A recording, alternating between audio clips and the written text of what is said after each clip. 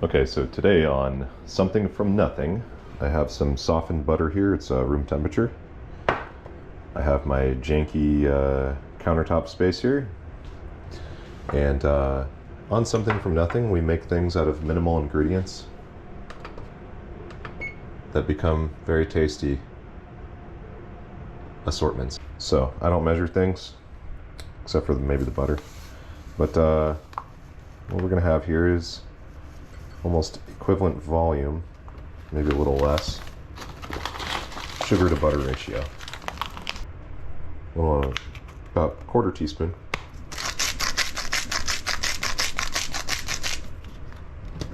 And it's about half a teaspoon there.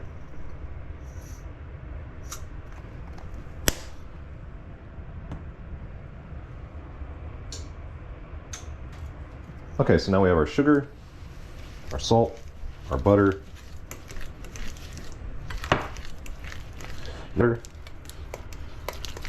helps emulsify it, and it also dissolves the sugar.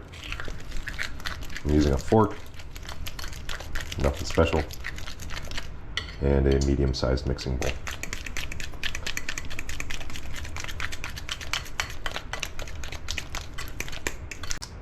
For those of you who are allergic to gluten, this contains gluten, of course, but for me, this is just wonderful stuff. I even make beautiful bread with this. I'm starting to realize that bread flour, we're gonna add about 1 cup of flour.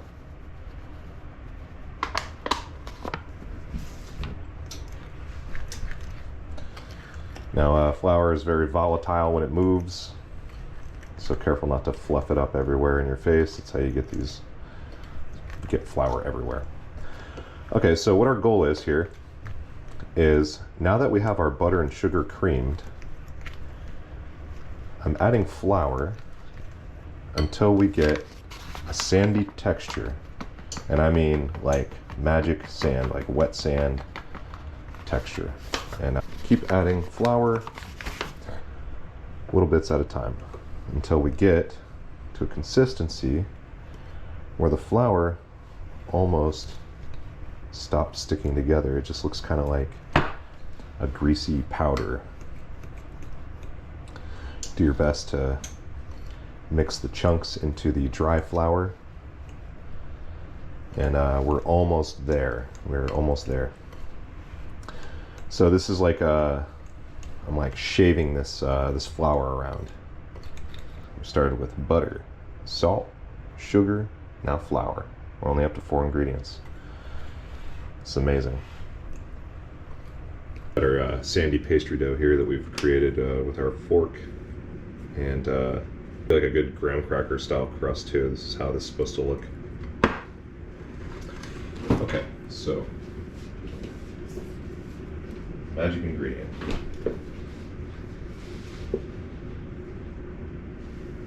Heavy whipping cream. Now I particularly use this one because most of the organic dairy products don't contain things like carrageenan. I found carrageenan really bothers my my gut. Anyway, if you don't have heavy cream, you can use hot water. What we're looking for is enough liquid to glue this wet sand together. So start out with little and work your way up. And so whether you're adding water, half and half, milk, cream, doesn't matter. The outcome is going to be different in the whole process, the baked outcome. This is going to be super flaky with the heavy cream, but as you can see, we've made a like a dry mud consistency here, or I guess that's a good way to describe it. We've got that new amount of cream incorporated. Okay, now it's perfect. Nice, soft pastry dough made completely of butter and dairy fat. Now, just like any good dough, you do want to get it into a ball form and just start to stretch those gluten chains a little bit by folding, like you press it into a disc, and then you fold the edges under. while continuing to press inward to keep it into a ball. So it's an artful process, but as you can see, as I've continued to do that work, what occurs is it starts to crack less. The dough is hydrating as we speak with the liquid that we put in there, and what we're doing is we're slowly stretching those gluten chains out so they become longer and longer throughout the dough here. And so what we end up with, you don't want to overwork it again, because this is going to be rolled out now at this point. So we're going to roll this pastry dough out. I like to work out of a bowl. I think it's cleaner. Make sure you have nice clean countertops. I like this countertop. I have this suspect rolling pin. I think my friend made it out of a peeler core that's been pressure treated. I'm not sure. I'm going to use it anyway.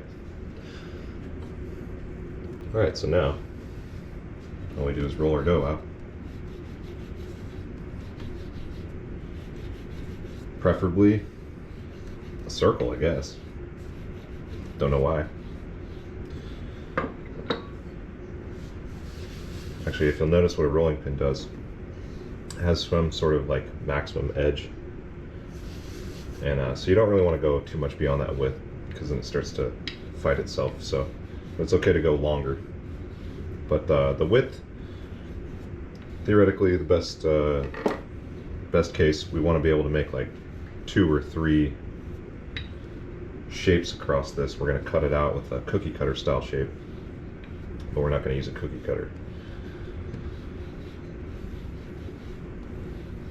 Alright, and you can see it stays together so nicely because we did that little minor stretching. Holds everything together really well. And then we have just enough liquid as we temper this dough out with the rolling pin. It does adhere to itself rather nicely. Looking for bumps and grooves to appear, and so I'm not pressing very hard. I'm just kind of letting this thing and my arms do the weight of the work. It's probably time to flip it. Otherwise, if we don't flip this thing often enough, what's going to happen is it's going to stick. You just give it a nice. We have now a silicone spatula. I'm just going to clean off our edges here.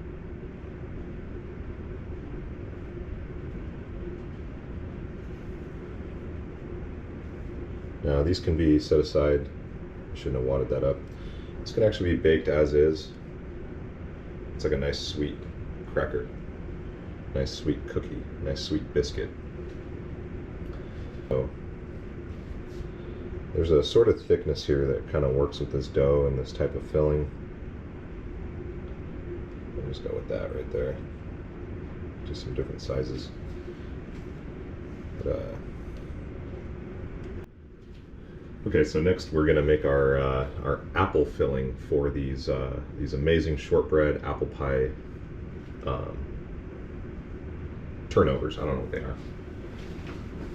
Okay, so make this real easy.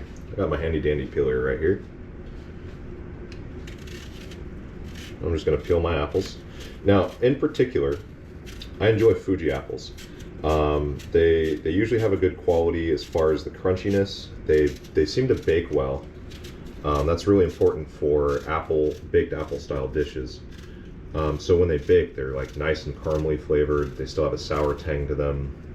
Fuji apples all around, great texture, great flavor.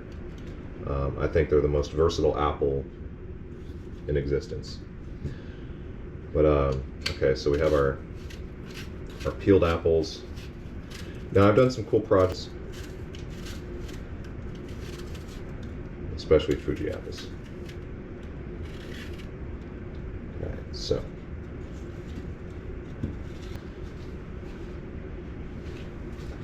I'm now going to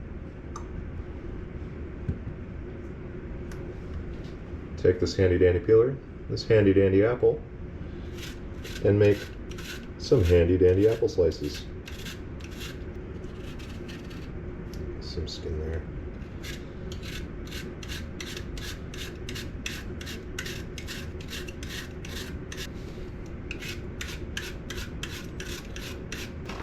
We don't want to overly sweeten this. This is just to create a syrup. So this is about a quarter cup of sugar. Really, that's all you need for about 3 apples. But all I have here is the cinnamon. Cinnamon belongs in apple pies. It's just amazing. And here's my secret ingredient. Cumin. No, I'm just joking. But coriander. Coriander has an orange zest smell to it. Okay, so now we literally take our hands and we massage that cinnamon, sugar, coriander mixture together. And this actually breaks up those chips a little further into a more uniform size, even though we're making rustic style pies here. Okay, so now here's our apple chips. They're all roughly about this size and thickness, so you can see. Now there's some smaller pieces, but that's cool. Creates a little character, creates a little applesauce in there. We're gonna take some regular old cream cheese.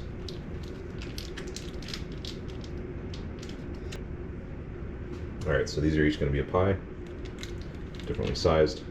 So don't be afraid to handle some of this stuff. We need to work on a size here that's gonna fold up nicely. So that looks pretty good right there. And then we'll end up putting an apple on top of that. All right, so now we take our apple chips and we make a very similar layer of apple on top of the cream cheese there. And this is our whole filling. Now if you don't have cream cheese, you know, one of those things, just put apple, just make it apple. These really the thing that you're going to be most excited about is how this dough just lights anything up that you put inside of it. If you want to, you could fill these things with mozzarella.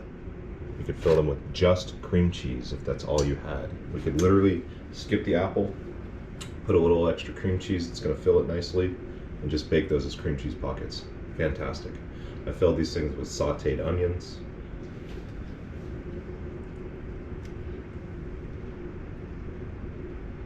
All right, we got all of our different shapes, all of our different pies. Okay, now we fold them together.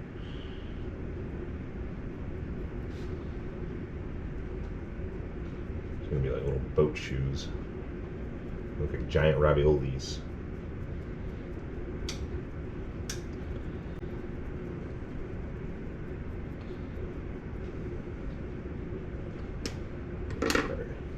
Spatula here.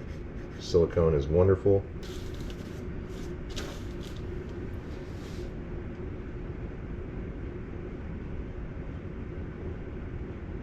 But that's it. You don't have to sweeten the cream cheese. You can just put the cream cheese straight on there. There's enough sweetness in the dough and in the filling. It creates a very nice sweet layer mixed with a very nice savory creamy layer. All right, here's our tray. Something from nothing. We made this out of flour, butter, cream, salt, sugar, apples, and if you want to count spices, 1 or 2. So far I'm up to 8 ingredients. I don't know if I missed anything there. But yeah, next thing to do, bake these things at 375. I've got my oven preheated to 400. I like to shock the bread, so I let it sit like that for 5 minutes. It really doesn't suck the heat out of the oven. And then I do 375. Most full tray items this size take about 30 to 35 minutes to complete. What we don't want is so much heat that we burn the dough or toast it before it's ready. So we want a nice tempered pastry crust for these pies, and hopefully they don't explode on us. Okay, so I've got my shortbread cookies laying out here on this rack. I find it very important to cool things on a rack because what it does is it keeps moisture from building up on the bottom as the item cools. It'll condense a lot of moisture. So these are actually already cooled. I pulled them out early. I didn't show you that part, I'm sorry. But these are our irregular looking pastry things from our extras. That way we don't have to rework the pastry dough. And it just creates this wonderful shortbread. It tastes very fresh. It tastes like cream. And it tastes mildly sweet, like an animal cracker, but much more, you know, butter and cream flavored. What's cool is, you remember that sandy dough that we started with, is when you chew these up, they retain that that quality of dough. Now, I had to lower the temperature for my pies here, but here you can see, pull them out of the oven. Nice brown golden edge, nice golden top. This is actually crucial for good flavor on fresh baked bread. You know, in this fast food world, people don't know what finished products are supposed to look like, and these are beautifully toasty. You saw that golden brown color on the bottom there, still very hot, but yeah, beautifully toasty. That's a necessary color right there. It's how you know the pastry's done. So immediately transfer our pastry to the cooling rack so that we don't build up moisture as it cools. Apple strudel cheesecake tarts with a cream cheese filling, apple slices, wonderful aromatic cinnamon, wonderful cheese layer. The baking process really dries that cream cheese out, does not melt it. It turns it into a nice, wonderful cheesecake texture. Okay, so let's dig in. We got our nice cheese crust, our cheesecake with shortbread pastry crust and apple slices.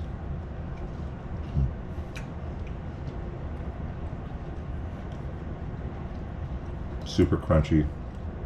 Not super crunchy, sorry. Super crispy style dough. Has this granular texture to it. Nice and sweet. The apple's not too sweet. It just tastes like apple blossoms, just kind of apple candy. And the cheese just kind of pulls it down into a savory note. Really matches well, really harmonizes with that butter and cream flavor in the dough. Nothing's overly sweet. Nothing's missing sweetness. Nothing's missing that tangy flavor. It's just like an all-in-one kind of nice mouth punch.